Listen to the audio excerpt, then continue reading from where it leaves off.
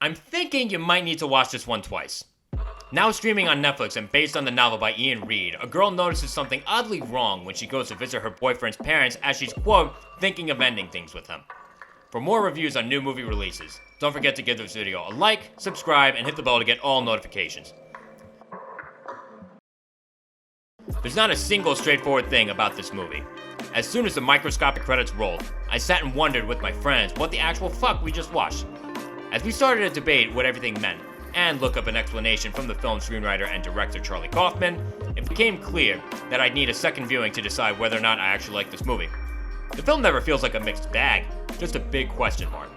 What I found with the second viewing is that once you break down the giant metaphor that is this film, you get a perplexing and emotional look at the human experience. As confused as I was at times, I never wanted to take my eyes off of what was happening. Even before I started to put things together, there was a lot to be enjoyed. First and foremost, with the long, meandering, and philosophical conversations had by the characters throughout the film. There are times when these dialogues open up a sentimental black hole in each person. Other times, these words create a blistering and awkward tension between everyone on screen. This is all fortified by the mesmerizing performances across the board. Jessie Buckley grips us with the internal conflict that plagues the leading lady, and Jessie Plemons makes you sit up pencil straight as the complicated and tormented Jake. David Thewlis, also known as Remus Lupin from the Harry Potter movies, is strangely endearing as Jake's crude and direct father, whereas Toni Collette gives some of her best work as Jake's loving but high-strung mother, who can barely keep herself together. As unnerving as this film can be, it's not quite the horror film I felt was being marketed to me.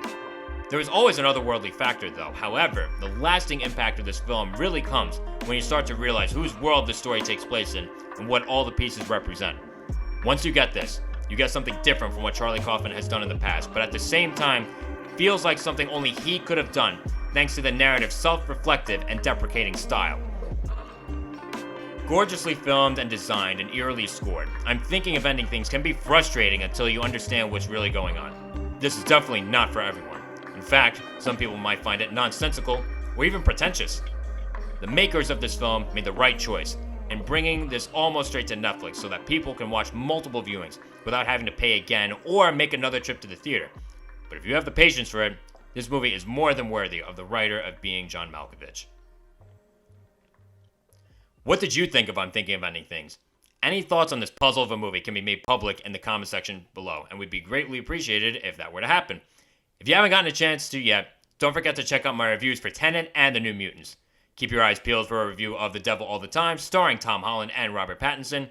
And don't forget to give this video a like, subscribe, and hit the bell to get all notifications for more reviews.